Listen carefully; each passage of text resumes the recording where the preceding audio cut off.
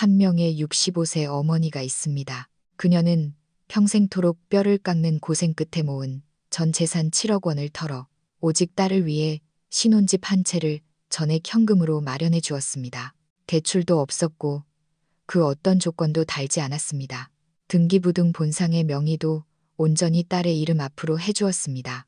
어머니는 그것이 딸이 가질 수 있는 사랑의 미천이자 어미로서 줄 수 있는 가장 큰 축복이라 믿었습니다. 하지만 그녀는 몰랐습니다. 집 명의는 오직 딸의 이름으로만 한다는 말이 나온 그 순간부터 누군가가 어둠 속에서 계산기를 두드리기 시작했다는 것을요. 그 모든 것을 어떻게 야금야금 자신의 것으로 만들지 치밀한 시나리오를 짜고 있었다는 사실을 말입니다. 그러나 그가 만만하게 보았던 건 우연히 들른 어머니가 현관문 틈으로 사위의 통화 내용을 듣게 되리라는 점이었습니다. 그 통화는 어머니의 상상을 송두리째 뒤집어 놓았습니다. 그 순간부터 어머니는 깨달았습니다. 이것은 단순한 결혼이 아니라 아주 그럴듯하게 포장된 정교하게 설계된 덫이라는 것을요. 그녀는 당장 판을 엎거나 소리치지 않았습니다. 심지어 누구에게도 털어놓지 않았습니다. 대신 그녀는 전혀 다른 방식으로 반격의 판을 짜기 시작했습니다. 그녀는 법률 전문가도 아니었고 화려한 언변을 가진 사람도 아니었습니다. 하지만 그녀는 세월이 준 인내와 지혜로 상대방이 공들여 쌓은 덫을 하나하나 해체해 나갔습니다. 그리고 모두가 이제는 용서하겠지라고 생각했을 때 결정적인 한 장의 합의서를 내밀었습니다. 오늘 여러분께 들려드릴 이야기는 인생의 쉼터에서 벌어진 실제 재산 공방전입니다. 진실을 마주한 한 어머니가 어떻게 냉정하고 정확하게 그리고 일말의 망설임도 없이 자신이 진정으로 지키고 싶었던 사람과 미래를 보호했는지에 대한 기록입니다. 제 이름은 김영자, 올해 65세입니다. 퇴직한 지 2년 된 전직 공무원입니다. 대단한 고위직은 아니었고 30년 넘게 사무실 한 구석에서 공문서를 작성하고 도장을 찍고 민원 전화를 받는 그런 평범한 사람이었습니다. 힘들지 않았다고 하면 거짓말이겠지만 하루하루 버티다 보니 어느새 제 목숨이 제 것이 아닌 것 같은 기분이 들 때가 많았습니다. 퇴직 수속을 마치고 베란다에 앉아 출근 카드를 찍지 않아도 되는 첫 커피를 마셨을 때야 비로소 깨달았습니다. 내 청춘은 이미 관공서의 책상과 딸아이를 키우는데 다 녹아버렸다는 것을요. 남편은 일찍 떠났습니다. 딸 지은이가 고작 7살 때 교통사고로 세상을 등졌죠. 아직도 생생합니다. 사무실에서 결제 서류를 쥐고 있다가 전화를 받았습니다. 올 정신도 없었습니다.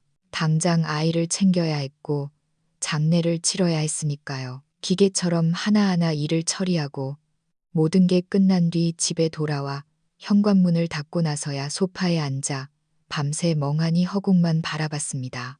재혼은 생각도 안 했습니다. 중매가 없었던 건 아니지만 내 새끼를 온전히 키워내는 게 무엇보다 중요했습니다. 새아버지가 혹여나 아이에게 소홀할까, 나중에 아이가 나를 원망할까 두려웠습니다. 내가 좀 더 고생하는 건 상관없었습니다. 아이가 불안해하는 것, 그게 가장 견디기 힘든 일이었으니까요. 그때부터 저는 퇴근하면 야시장으로 달려가 붕어빵을 굽거나 떡볶이 장사를 거들었고 주말이면 식당 주방에서 만두 빚는 아르바이트를 했습니다. 그렇게 한 푼 두 푼 모아 지은이를 서울에 있는 국립대학교까지 보냈습니다. 학비가 저렴하고 장학금도 받았지만 기숙사비며 생활비며 숨만 쉬어도 돈이 나가는 세상 아닙니까? 이를 악물고 버텼습니다. 그래도 마음 한구석엔 위안이 있었습니다. 아이가 착하고 성실하게 공부해서 남들처럼 엇나가지 않고 잘 자라준 것만으로도 고마웠으니까요. 은퇴하던 해 제 전 재산을 정리해 보았습니다. 통장에 든 정기예금 3억 원 정도, 주식 조금, 그리고 퇴직금과 연금을 합쳐 대략 7억 원 정도가 되더군요. 저 같은 노인네에게는 평생의 피와 땀이 어린 전부였습니다. 해외여행 같은 건 꿈도 꾸지 않았고 거창한 노후도 바라지 않았습니다. 그저 소박하고 조용하게 남은 생을 보내고 싶었습니다. 그런데 그해 지은이가 결혼을 하겠다고 했습니다. 상대는 이민호, 회사 동료의 소개로 만난 건설 현장 소장이라고 했습니다. 수입도 괜찮고 사람도 점잖다고 하더군요. 처음 우리 집에 인사 오던 날, 그는 깔끔한 정장 차림에 과일 바구니를 들고 나타났습니다. 입에 혀처럼 구는 말솜씨가 보통이 아니었습니다. 어머니, 어머니 하면서 식사가 끝나자마자 소매를 걷어붙이고 설거지를 돕더군요. 첫인상은 꽤 흐뭇했습니다. 지은이가 환하게 웃는 걸 보니 정말 사랑받고 있구나 싶었죠. 젊은 사람들의 눈에서 나오는 그 빛은 속일 수 없으니까요. 밥을 먹고 난 뒤 민호가 베란다로 나와 제 말동무를 해주었습니다. 말은 빠르지 않았지만 듣기 좋게 조곤조곤했습니다. 집안 형편이 넉넉지 않아 내세울 건 없지만 지은이에게만큼은 진심입니다. 열심히 일해서 호강시켜 주겠습니다. 그날 밤 저는 방에 누워 한참을 고민했습니다. 이제 딸을 위해 더 해줄 수 있는 게 무엇일까? 만약 아이가 안정적인 출발을 할 수 있도록 도와줄 수만 있다면 내 인생의 숙제는 그걸로 끝나는 게 아닐까? 얼마 지나지 않아 아이들은 신혼집을 보러 다니기 시작했습니다. 젊은 애들이라 교통 편한 곳을 선호하더군요. 딸은 경기도 광명 쪽 지하철역과 가까운 곳을 원했습니다. 시세를 알아보니 방 2개짜리 깔끔한 아파트가 대략 7억 원은 줘야 했습니다. 이민호는 모아둔 돈이 조금 있긴 하지만 대출을 끼고 사면 매달 이자만 150만 원 넘게 나가서 둘이 감당하기 벅찰 거라고 했습니다. 저는 두말하지 않았습니다. 다음 날 바로 은행으로 달려가 정기 예금을 해지하고 가지고 있던 우량주를 모조리 팔았습니다. 평생 모은 돈을 탈탈 털어 수표 한 장으로 만들었습니다. 7억 원 정. 아이들에게 수표를 건네며 말했습니다. 이건 엄마의 평생이다. 이걸로 집을 사거라. 빚 없이 편안하게 시작해. 그리고 딱 하나의 조건을 걸었습니다. 집 명의는 지은이 이름으로만 해라. 민호 자네를 못 믿어서가 아니라 여자가 시집가서 살려면 최소한의 비빌 언덕은 있어야 하는 법이야. 지은이는 눈시울이 붉어져서 아무 말도 못하고 저를 꽉 끌어안았습니다. 그날 밤 저는 잠을 이룰 수가 없었습니다. 마음은 뿌듯했지만 텅 빈 것 같기도 했습니다. 그제야 비로소 내가 진짜 늙었구나 하는 생각이 들었습니다. 집은 광명역 근처. 역에서 도보 7분 거리에 15년 된 아파트였습니다. 단지는 크지 않았지만 관리가 잘 되어 깨끗했고 2층이었지만 엘리베이터도 있었습니다. 저에게는 과분할 정도로 좋은 집이었습니다. 실평수 25평약 82제곱미터. 남짓, 작은 베란다까지 딸려 있었죠. 잔금을 치르고 열쇠를 받던 날, 현관 앞에 서니 묘한 기분이 들었습니다. 마치 집을 산 게 아니라 내 영혼을 통째로 떼어준 것 같았습니다. 인테리어는 딸이 좋아하는 모던한 스타일로 했습니다. 처음엔 너무 차가워 보였지만 요즘 젊은 사람들 취향이라니 별말 안 했죠. 저는 그저 틈날 때마다 새 집에 들러 걸레질을 하고 환기를 시키며 사람 사는 온기를 불어넣으려 애썼습니다. 사건은 아이들이 정식으로 입주하기 전 어느 오후에 일어났습니다. 그날도 저는 과일 한 봉지를 사들고 청소나 할 겸 들렀습니다. 문을 따고 들어가니 옅은 페인트 냄새가 났고 베란다를 통해 들어온 햇살이 거실을 비추고 있었습니다. 싱크대를 닦고 있는데 서재 쪽에서 인기척이 들렸습니다. 잘못 들었나 싶어 부르려는데 이민호의 목소리가 들렸습니다. 평소와 달리 아주 경박하고 들떠있는 톤이었습니다. 통화 중인 것 같았습니다. 아, 걱정 말라니까. 내가 다 계획이 있다니까? 지금 명의야. 지은이 거 맞지? 근데 뭐, 걔가 나랑 결혼하잖아. 법적으로 혼인 신고하면 부부 재산은 섞이는 거야. 살다가 슬슬 꼬셔서 팔게 하고 더 큰 평수로 갈아탈 때 내가 돈 좀 보태서 공동명의로 돌리면 그만이야. 그럼 게임 끝이지. 저는 하던 일을 멈췄습니다. 심장이 쿵쿵 뛰기 시작했습니다. 그가 피고섰습니다. 그 웃음소리는 제가 알던 그 예의 바른 청년의 것이 아니었습니다. 거만하고 비열한 계산이 깔린 소름 끼치는 웃음이었습니다. 야, 우리 장모란 노인네가 진짜 웃겨. 내가 얼마나 효자 노릇을 했는지 아냐?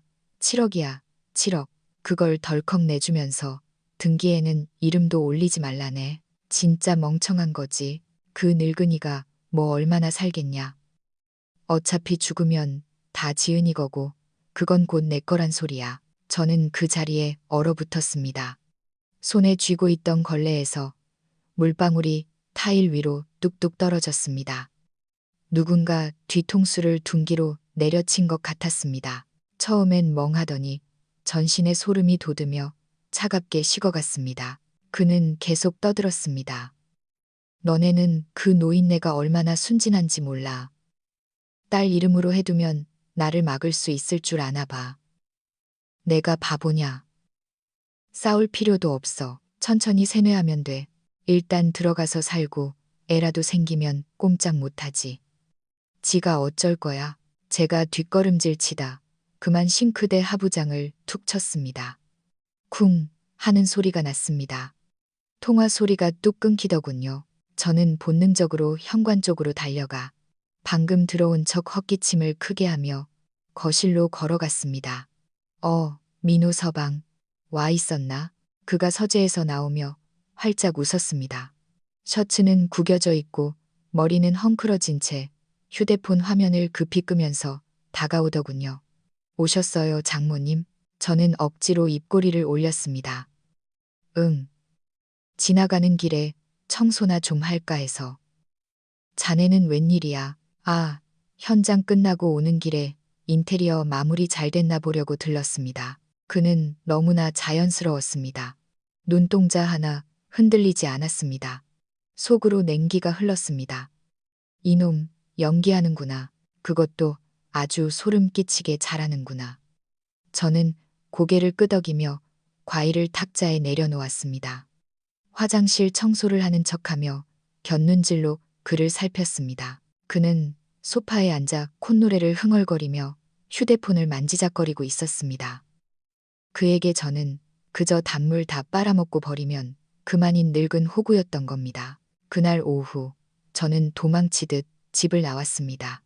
화창한 날씨였지만 광명거리의 풍경이 흑백영화처럼 차갑게 느껴졌습니다. 평생 남을 의심해 본 적 없이 살았지만 직감했습니다. 더 이상 사람 좋은 엄마, 뭐든지 퍼주는 엄마로 남아선 안 된다는 것을. 집에 돌아와 현관문을 걸어 잠갔습니다. 소파에 몸을 던졌습니다. 해가 지고 거실이 어둑해질 때까지 불도 켜지 않았습니다. 머릿속에서 그 말이 바늘처럼 콕콕 찔러댔습니다.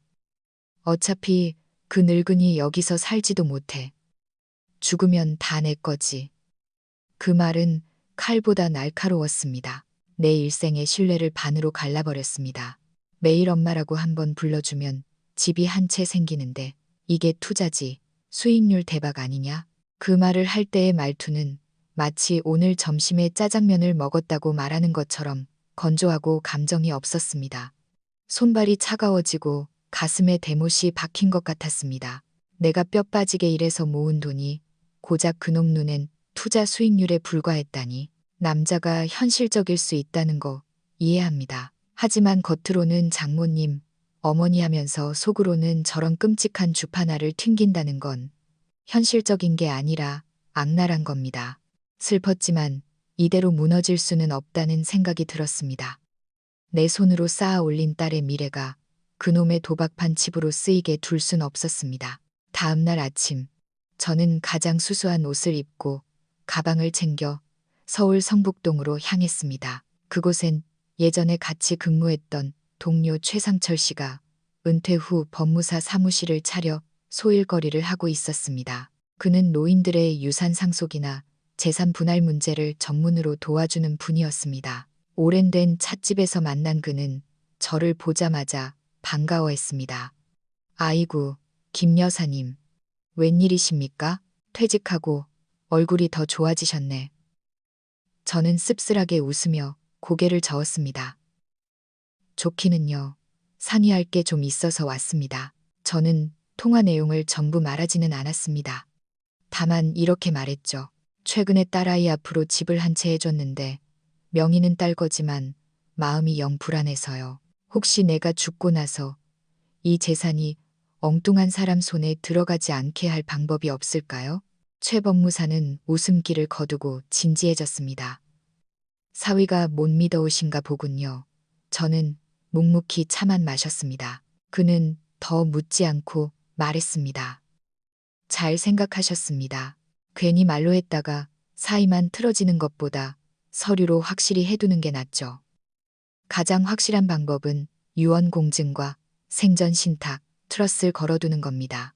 여사님 명의의 다른 재산까지 확실하게 목록을 만들어서 오직 따님만이 상속받을 수 있게 지정하고 결격 사유 조항을 넣는 겁니다. 예를 들어 배우자가 배신, 폭력, 재산 탈취 등의 행위를 할 경우 상속권이나 재산 분할권을 박탈한다고요. 저는 고개를 끄덕였습니다. 이해했습니다. 그럼 어떻게 하면 되죠? 그는 절차를 상세히 설명해주며 덧붙였습니다. 여사님이 지금 살고 계신 그 집도 유류분 반환 청구 같은 게 들어올 수 있으니 미리 여사님 개인 신탁 재산으로 묶어두는 게 좋습니다. 혹여나 딸이 이혼하더라도 사위가 그 집의 절반을 요구하지 못하도록요. 저는 한마디만 했습니다. 내가 일찍 죽는 건 안 무서워요. 내 딸이 너무 늦게 깨닫는 게 무서울 뿐이지. 그날 오후 저는 변호사 사무실에 가서 유언장과 신탁 계약서에 도장을 찍었습니다. 내용은 명확했습니다. 본인 명의의 모든 현금, 예금, 주식 및 현재 거주 중인 부동산은 사후 딸 박지은 1인에게 상속된다.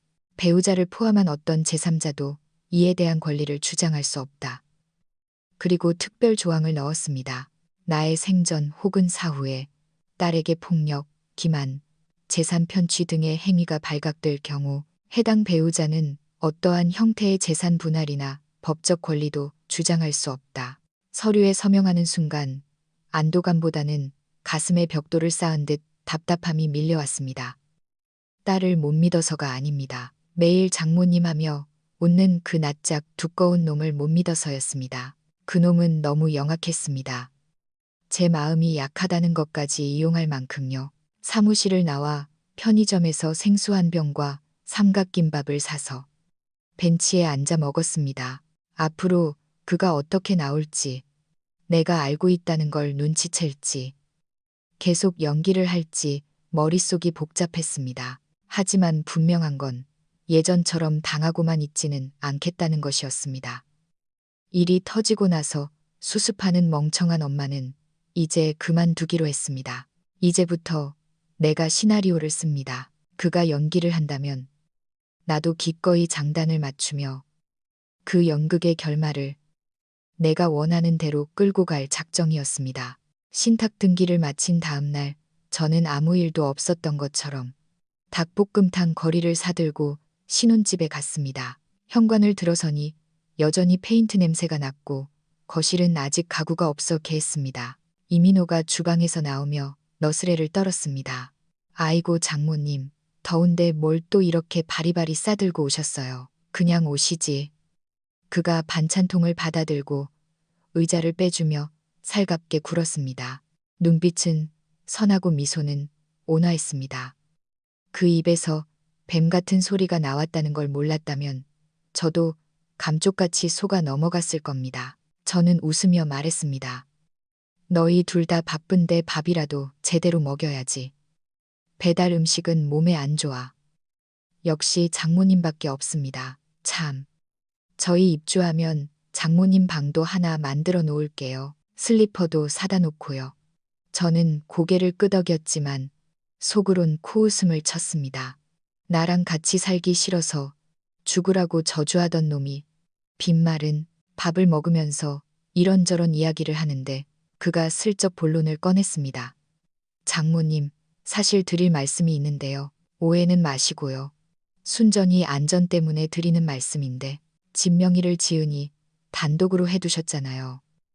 거기에 제 이름을 같이 올리는 게 나중에 문제 생겼을 때 더 안전하지 않을까요? 법적으로도 그게 더. 저는 짐짓 놀란 척하며 밥을 우물거렸습니다. 그가 황급히 덧붙였습니다. 아니, 뭐 다른 뜻이 있는 건 아니고요. 나중에 혹시라도 집을 담보로 하거나 팔 때 공동 명의가 더 깔끔하거든요. 저는 수저를 내려놓고 담담하게 말했습니다. 돈은 내가 냈고 지은이가 살 집이라 지은이 이름으로 한 거야. 어차피 결혼하면 부부인데 그게 무슨 상관인가?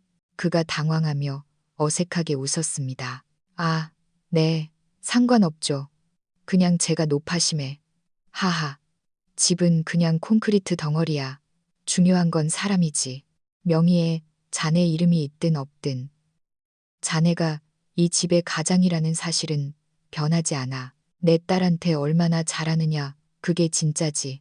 제 말투는 평소와 다름없이 평온했습니다. 그가 눈치채지 못하게 완벽하게 순진한 노인네를 연기해야 했으니까요. 식사 후 그에게 요즘 일은 어떠냐고 물었습니다. 그는 새로운 공사를 따냈는데 꽤 큰 건이라며 신나게 떠들었습니다. 저는 고개를 끄덕이며 들었지만 속으로는 그의 태도 변화를 감지하고 있었습니다. 말이 많아지고 조급해 보였습니다. 며칠 뒤 그가 다시 입을 열었습니다. 인테리어 회사를 창업하고 싶은데 운영 자금이 좀 부족하다며 운을 띄우더군요. 1억 정도면 되는데 장모님, 제가 당연히 공짜로 달라는 거 아닙니다. 차용증 쓸게요. 이 기회 놓치기 너무 아까워서 그래요. 저는 잠시 고민하는 척하다 한숨을 쉬었습니다. 민호야, 내 돈은 이 집 사는데 다 들어갔어. 남은 건 내 병원비랑 노후 자금 조금뿐이야. 창업은 내 친구 중에 투자자 아는 사람이 있나 한번 물어는 봐주마. 거절의 뜻을 비치자 그가 실망한 기색을 감추지 못하더군요. 아, 네, 알겠습니다. 다른 방법 찾아봐야죠. 입으로는 괜찮다고 했지만 눈동자 깊은 곳에 스치는 싸늘함을 저는 놓치지 않았습니다. 그 후로 그의 발길이 뜸해졌습니다. 전화 목소리도 예전처럼 살갑지 않았습니다. 한 번은 제가 갔는데 소파에 누워 쳐다보지도 않고 모바일 게임만 하고 있더군요. 왔어요? 건성으로 던지는 인사에 저는 더욱 냉정해졌습니다. 본색을 드러내는구나. 넌 글러먹었어. 하지만 아직 제 딸은 아무것도 모릅니다. 지금 당장 내 남편 사기꾼이다라고 말해봤자 사랑에 빠진 딸은 엄마가 예민한 거야. 사람을 왜 그렇게 의심해 하며 저를 밀어낼 게 뻔했습니다. 지은이는 정이 많고 사람을 잘 믿는 아이니까요. 제 입으로 말하면 안 됩니다. 딸이 직접 보고 듣게 해야 합니다. 저는 초소형 녹음기를 구했습니다. 책장 틈이나 신발장 구석에 숨길 수 있는 고성능의 펜 모양 녹음기였습니다. TV 장식장 뒤편에 마치 장식품처럼 자연스럽게 꽂아두었습니다. 나는 도청을 하려는 게 아니다. 딸을 지키려는 것이다. 수없이 되뇌었습니다. 녹음기를 둔 지 2주가 지났습니다. 매일 밤 수거해서 들어보면 별 내용 없을 때가 많았습니다. 하지만 조급해하지 않았습니다. 이민호는 곧 본색을 드러낼 테니까요. 3주째 되던 날 드디어 결정적인 내용이 잡혔습니다. 맥주를 한잔하고 있었는지 그의 혀 꼬인 목소리가 들려왔습니다. 자기야, 솔직히 이 집 너무 좁지 않아? 우리 능력에 굳이 여기 살 필요 없잖아. 서울 시내 쪽으로 나가서 30평대로 가자. 그래야 나중에 애 키우기도 좋지. 딸의 목소리는 머뭇거렸습니다. 산지 얼마 안 됐잖아. 엄마가 전 재산 털어서 사주신 건데. 아, 명의는 자기 거라니까. 근데 우린 부부잖아. 이 동네 집값 오를 것 같아? 광명 끝물이야. 내 말 들어. 그는 청산유수였습니다. 마치 딸의 미래를 위해 조언하는 척했지만 내용은 집을 팔아 현금화하자는 유혹이었습니다. 장모님, 어차피 여기 와서 살 것도 아닌데 그 돈은 이미 자기한테 준 셈 치는 거지. 우리가 이거 팔고 대출 좀 더 받아서 강남이나 서초 쪽으로 가는 게 훨씬 이득이라니까. 명의도 우리 둘 이름으로 하고 그게 공평하지. 저는 마우스를 쥔 손에 힘을 꽉 주었습니다. 우리 둘 이름으로 공평하게. 그는 아주 교묘하게 딸을 가스라이팅하고 있었습니다. 딸이 잠시 침묵하더니 작게 말했습니다. 그래도 집 하는 게 쉬운 일도 아니고 대출 이자도 무서워. 그가 바로 치고 들어왔습니다.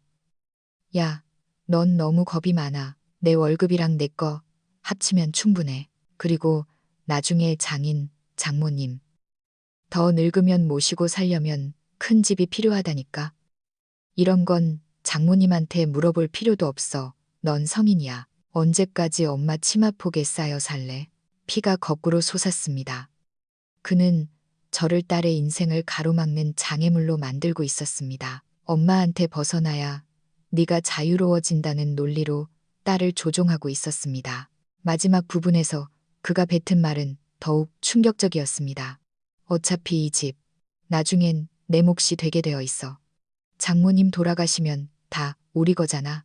급할 거 없어. 장모님 가시면이라는 말을 어쩜 저렇게 아무렇지 않게 내일 날씨 이야기하듯 할 수 있을까요? 저는 이어폰을 빼고 한동안 멍하니 앉아 있었습니다. 냉장고 돌아가는 소리만 들리는 정막 속에서 결심했습니다. 이걸로 부족해. 딸이 이 목소리를, 이 뉘앙스를 직접 듣게 해야 해. 저는 두 번째 녹음기를 샀습니다. 이번엔 디지털 온습도계 모양이었습니다. 신발장 위에 올려두면 감쪽 같았습니다. 그리고 아이들에게 집이 건조하면 안 된다며 소형 가전제품 몇 개를 사주면서 자연스럽게 온습도계를 거실 선반에 올려두었습니다. 이번에는 그가 어떻게 딸의 판단력을 흐리는지, 어떻게 딸을 벼랑 끝으로 미는지 더 구체적인 증거가 필요했습니다. 며칠 뒤 역시나 걸려들었습니다. 저녁 식사 후 그가 딸에게 말하는 소리가 또렷하게 녹음되었습니다. 내가 아는 부동산 형님이 그러는데 송파 쪽에 금매로 나온 재건축 아파트가 있대. 15억인데 우리 이거 팔고 대출 5억만 당기면 살 수 있어. 5억? 금리가 얼만데 그걸 어떻게 감당해? 딸이 기겁했습니다. 아, 진짜 답답하네. 내 사업 대박 난다니까. 월 2천씩 벌어오면 금방 갚아. 그리고 장모님 핑계 좀 그만대. 넌 왜 주관이 없냐? 엄마가 하라는 대로만 사는 마리오네트야? 녹음 파일을 듣는데 손에 식은땀이 났습니다. 딸은 아직 그를 완전히 믿진 않지만 서서히 저를 의심하기 시작했습니다. 엄마가 나를 통제하려 하나 하는 생각이 심어진 겁니다. 이대로 두면 놈의 뜻대로 될 게 뻔했습니다. 저는 최상철 법무사를 다시 만났습니다. 이번엔 콩국수 대신 뜨거운 쌍화차를 시켰습니다. 속에서 끓어오르는 화를 누르기 위해서였죠. 녹음은 충분히 모았습니다. 최 법무사가 녹음을 듣고는 혀를 찼습니다. 이건 단순한 재산 욕심이 아니네요. 아예 따님 인생을 담보로 사기를 치려는 작정입니다. 맞아요. 하지만 이걸 그냥 딸에게 들려주면 역효과가 날 수도 있어요. 지금 지은이는 남편 말에 반쯤 넘어가 있거든요. 그럼 어쩌시려고요? 저는 차를 한 모금 마시고 제가 구상한 계획을 말했습니다. 판을 하나 깔아야겠어요. 그놈이 스스로 가면을 벗게 만들어야죠. 딸이 보는 앞에서 자기 입으로 그 탐욕을 떠벌리게 할 겁니다. 우리는 사흘 밤낮으로 작전을 짰습니다. 저는 사위에게 전화를 걸었습니다. 목소리를 한껏 들뜨게 연기했죠. 민호야, 내 친구 사위 중에 부동산 큰손이 있는데 마침 너희 집을 보고 싶다지 뭐냐. 시세보다 훨씬 후하게 쳐준다는데 한번 만나볼래?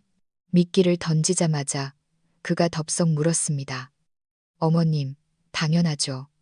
조건만 맞으면 바로 팔고 우리 송파로 가야죠. 약속한 주말. 저는 가짜 매수인을 데리고 갔습니다. 최 법무사의 지인인 정태수 씨였는데 은퇴한 공인중개사 출신이라 연기가 기가 막혔습니다. 금태 안경에 고급 정장을 입고 나타난 그는 누가 봐도 돈 많은 투자자였습니다. 집에 들어서자마자 거실을 쓱 둘러보더니 말했습니다. 구조 좋고 풍수도 좋네요. 주인분 계십니까? 이민호가 득달같이 달려 나와 명함을 내밀었습니다. 아, 제가 이 집 바깥 양반입니다. 인테리어 사업하고 있고요. 집 명의는 딸 것인데 자기가 주인 행세를 하더군요. 정태수 씨가 본론을 꺼냈습니다. 이 위치면 재개발 호재도 있고 제가 찾던 물건입니다. 가격은 부르시는 대로 맞춰드리죠. 다만 제가 조건이 하나 있습니다. 조건이요. 말씀만 하세요. 제가 증여 목적으로 사는 거라 세금 문제 때문에 서류 작업이 좀 복잡할 수 있습니다. 명의자분이 협조를 좀 해주셔야 하는데 이민호가 끼어들었습니다. 아유, 걱정 마세요. 제 와이프는 제가 하라는 대로 합니다. 서류? 제가 다 준비해 놓겠습니다. 옆에서 듣고 있던 저는 가슴이 서늘해졌습니다. 그는 이 집이 어떻게 마련된 건지 싹 잊은 사람 같았습니다. 정태수 씨가 미끼를 던졌습니다. 좋습니다. 제가 좀 급해서 그러는데 8억 5천에 하시죠. 시세보다 1억 5천 더 드리는 겁니다. 대신 사흘 안에 현금 박치기로 끝냅니다. 그리고 계약금은 명의자 말고 실질적 관리자분이 챙기실 수 있게 해드리겠습니다. 이민호의 눈이 뒤집혔습니다. 8억 5천에 뒷돈까지 챙길 수 있다니 이건 로또나 다름없었죠. 사장님, 그건 저랑 따로 얘기하시죠. 와이프랑 장모님은 복잡한 거 싫어하니까 제가 알아서 정리하겠습니다. 제가 옆에서 한마디 거들었습니다. 자네, 무슨 정리를 어떻게 한다는 건가? 그가 저를 힐끔 보더니 뻔뻔하게 웃었습니다. 아, 장모님, 제 말은 이렇게 좋은 기회 놓치면 안 된다는 거죠. 지은이 설득은 제가 해요. 나중에 더 큰 집 사서 장모님 방도 근사하게 만들어 드린다니까요. 정말인가? 지은이가 반대하면 어쩌고? 에이, 지은이가 뭘 알아요. 제가 가장인데 제 말 들어야죠. 장모님도 저 믿으시죠? 그 순간 모든 게 명백해졌습니다. 그는 우리 모녀를 가족이 아니라 돈을 뽑아내기 위한 ATM 기기로 보고 있었습니다. 저는 태연하게 그의 어깨를 두드렸습니다. 그래, 자네 능력 좋네. 그럼 어디 한번 잘 진행해 보게. 속으론 차갑게 웃었습니다. 그래, 맘껏 떠들어라. 오늘이 내 인생의 마지막 쇼가 될 테니. 저는 며칠 뒤 주말 오후에 가족 식사를 소집했습니다. 장소는 바로 그 신혼집. 제가 돈을 냈고 그가 자기 집인 양 떠들던 그곳이었습니다. 출장 뷔페를 부르고 의자를 몇 개 더 날랐습니다. 초대 손님은 이민호의 부모님, 제 딸 지은이, 가짜 매수인 정태수 씨, 최상철 법무사, 그리고 증인이 되어줄 40년 지기 이웃집 순자 언니까지 불렀습니다. 이민호는 신이 났습니다. 장모님, 뭘 이렇게 거창하게 하세요? 계약 축하 파티인가요? 하하, 그는 빳빳한 셔츠를 입고 마치 성공한 사업가처럼 굴었습니다. 그의 부모님도 덩달아 싱글벙글하며 사돈, 우리 아들이 능력은 있어요 하며 칭찬을 늘어놓았습니다. 아무도 몰랐습니다. 그들이 지금 벼랑 끝에 서 있다는 것을요. 식사가 시작되고 분위기가 무르익자 제가 자리에서 일어났습니다. 자, 오늘 이렇게 다들 모인 건 중요한 발표를 하기 위해서입니다. 이 집 제가 팔기로 했습니다. 이민호가 눈을 반짝이며 맞장구 쳤습니다. 맞습니다. 더 좋은 곳으로 가야죠. 정 사장님이 가격도 워낙 좋게 쳐주셨고요. 저는 미소 지으며 계속했습니다. 네, 정 사장님이 8억 5천을 제안하셨죠. 그런데 그 전에 여러분께 들려드릴 게 있습니다. 아주 짧은 녹음입니다. 저는 가방에서 노트북을 꺼내 스피커를 연결했습니다. 그리고 재생 버튼을 눌렀습니다. 장모, 그 늙은이가 진짜 웃겨. 7억이나 주면서 명의는 딸 이름으로 하라네.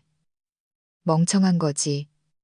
어차피 그 늙은이 죽으면 다 내 건데. 정적이 흘렀습니다. 수저 부딪히는 소리조차 멈췄습니다. 이민호의 얼굴이 하얗게 질렸습니다. 곧이어 두 번째 녹음이 나왔습니다. 넌 마리오네트야. 엄마 말 좀 그만 들어. 어차피 이 집 팔아서 네 명이 섞으면 끝이야. 그리고 마지막 정태수 씨와의 대화. 와이프랑 장모는 그냥 껍데기죠. 제가 다 처리합니다. 돈만 입금하세요.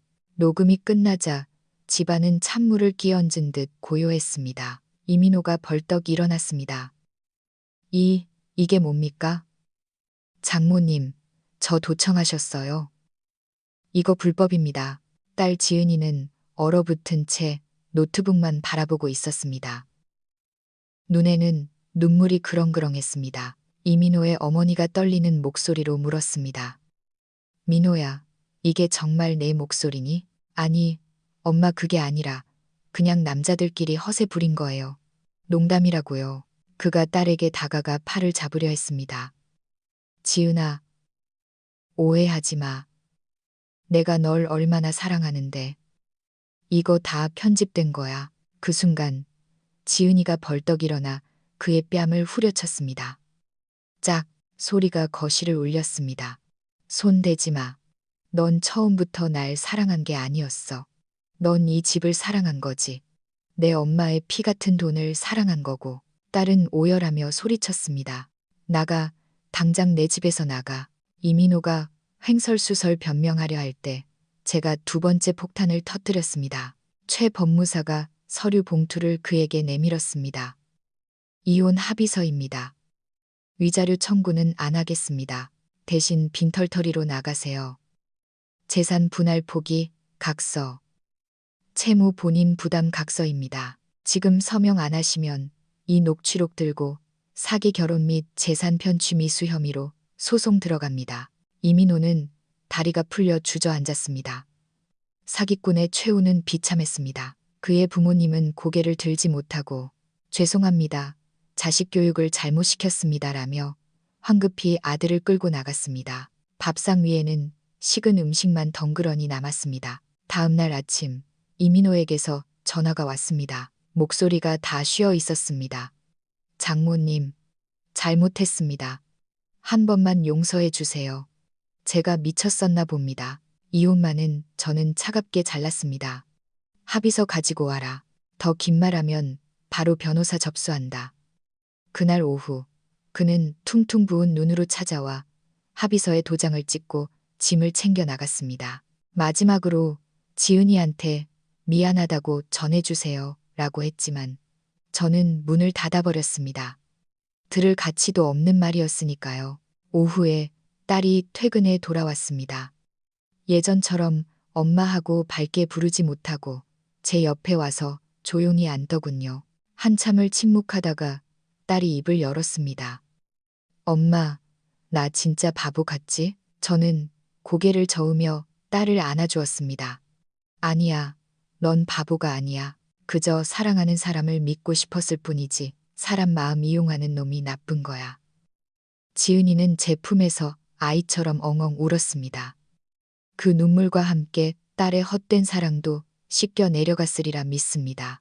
그 일이 있고 난 후 우리 모녀의 삶은 조금 달라졌습니다. 이민호가 떠난 그 집은 당분간 비워두었습니다. 딸이 들어가기 싫어했거든요. 우리는 본가에서 함께 지내며 서로의 상처를 보듬었습니다. 딸은 독해졌습니다. 매일 새벽같이 일어나 운동을 하고 자격증 공부를 하며 일에 매달렸습니다. 더 이상 휴대폰만 들여다보며 남편 연락을 기다리던 그 유약한 모습은 없었습니다. 2달 뒤 딸이 서류 봉투를 제게 내밀었습니다. 엄마, 이거 명의 신탁 서류야.